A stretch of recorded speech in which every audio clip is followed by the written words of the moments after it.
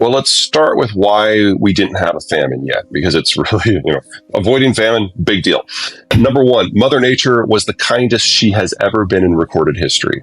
And every agricultural zone in the world had good weather this last year. Second, the sanctions were designed intelligently. They technically don't touch fertilizer at all.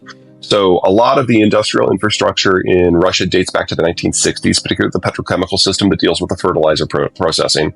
And so we only had reductions of 20 to 40% from the Russian space. And then when the Russians lost the ability to export natural gas, they also lost the ability to export ammonium. So the Europeans, for the most part, have stopped producing nitrogen-type fertilizer themselves because they used Russian inputs. So all of that added up to significant shortages in production globally. But everybody had a reserve, and most countries have now drawn down that reserve. So we're entering this year in a significantly worse position than we did last year, but no one's tank is completely dry yet. I've got some very big concerns for this year. When you're talking about places like Latin America, Sub-Saharan Africa, South Asia, Southeast Asia, and Australia, none of them have any phosphate, and none of them have any potash locally, except for like Chile. So they really are dependent on exports from this region. But we've had a year, and in that year, a few new suppliers have managed to spin out. Normally it takes 3 years to bring a phosphate or a nitrogen facility online, and about 10 years for potash. And companies and countries have started to increase their output to incrementally take bites out of that. So as long as the Russian stuff doesn't fall off the market in a hot second, this will be relatively contained. But with Nord Stream offline, Europe is no longer part of the solution. And if we get into the spring and natural gas demand picks back up because of China, then a lot of East Asia can't be part of the solution because they use LNG to make natural gas-based nitrogen fertilizer. And the Canadians are doing everything they can to speed up potash development, and they're hoping they can do it in 7 years instead of 10. So we're still right on the edge, and it doesn't take a very creative crisis to tip us into the disaster zone. This war is not about economics for the Russians. From their point of view, if they can't reestablish the forward crustal defense that the Soviet Union had, they will disappear from this earth. And they're right. Their demographics are terminal. This was always going to be the last century of the Russian ethnicity. And they feel, and I think rightly, that if they can't forward position, then they're going to be fighting internal rebellions at home, because probably now 1 in 3 Russian citizens is no longer ethnically Russian. And the non-Russian ethnics have very high birth rates, while the Russian ethnics have very low birth rates. So they really do see this as the twilight of their lives, and they're right. So if we get to a position where the Russians feel that the leverage makes sense, of course they'll do it. But from the European point of view, they're not going to force the issue as a unit, as a European Union. But there's still the possibility that some country, like in Italy or Latvia, will just decide, enough is enough and start going after the maritime cargo. And that'll destroy the insurance picture for the entire region. And that is more than enough to type us into crisis in multiple sectors all at once. The Russian stuff will all go away and never come back. That's cooked in now. The Russian technological base is weak. Their workforce was hollowed out before they started throwing hundreds of thousands of people at this conflict. They're incapable of maintaining their own system, especially when it comes to energy and petrochemicals and mining. A lot of the growth we have seen around the world since 1992 has been about the inclusion of places that didn't participate in the first wave of globalization into the system. That's Brazil, that's China, that's Russia. If you go back to 1992, there was only one product where Russia was a top 3 producer, and that was oil. Now they're a top 3 producer of over 20 different materials that we all use every day.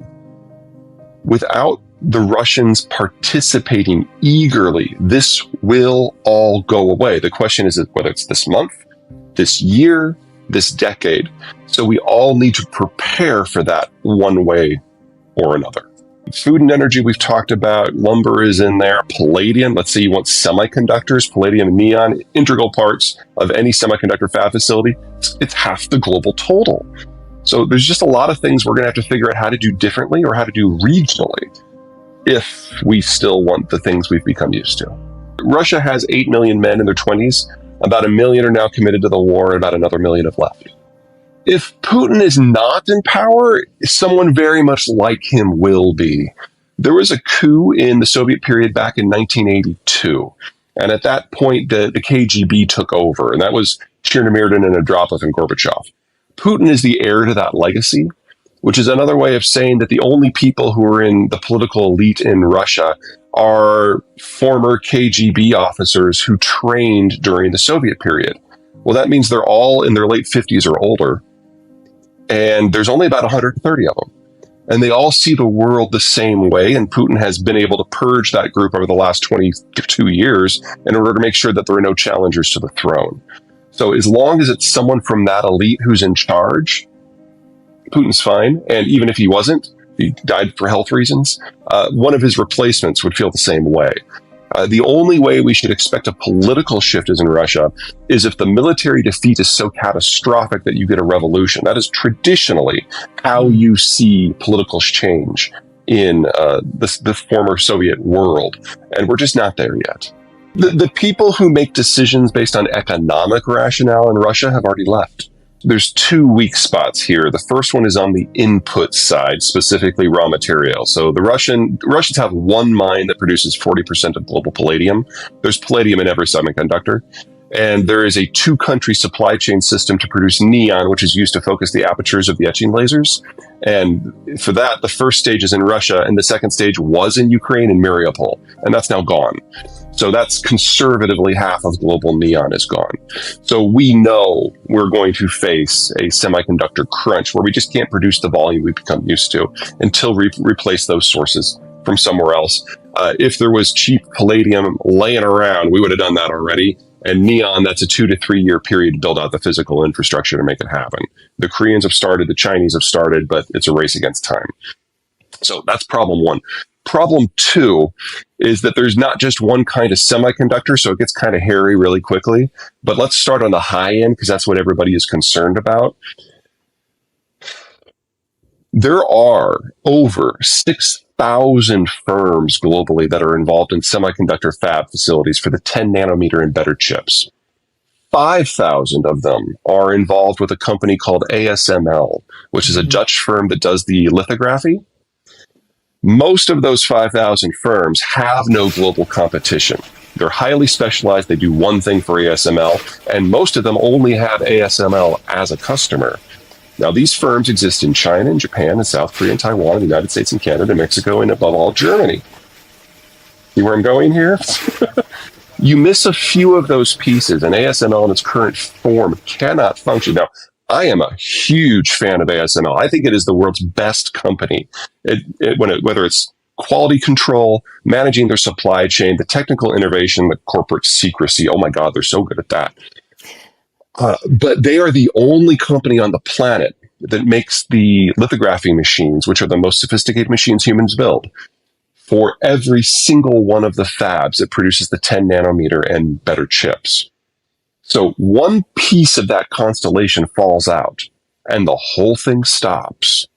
So we don't need a war over Taiwan for this to break down. We need to rebuild the ecosystem in a more sustainable way. And since there are so many pieces to that, this is a multi-year process. So we should count on losing the leading edge chips on a global basis. On the low end, 90 nanometer and worse, the analog chips, the Internet of Things chips, that is 70, 80% within the Chinese system. We should count on losing those too. Now, everything in the middle, the 90 to the 10, like the workhorse chips, most of what we need to do the things that we consider necessary, whether it's aerospace, computers that are not servers, that system is more redundant. That system has more players that have more backup, and there's more competition across the space. I actually think that general area will be fine. But if you want to do Internet of Things, if you want to do electric vehicles, if you want to do automated driving or AI, that we need to write off for a few years. And that is going to be very difficult to build back at scale.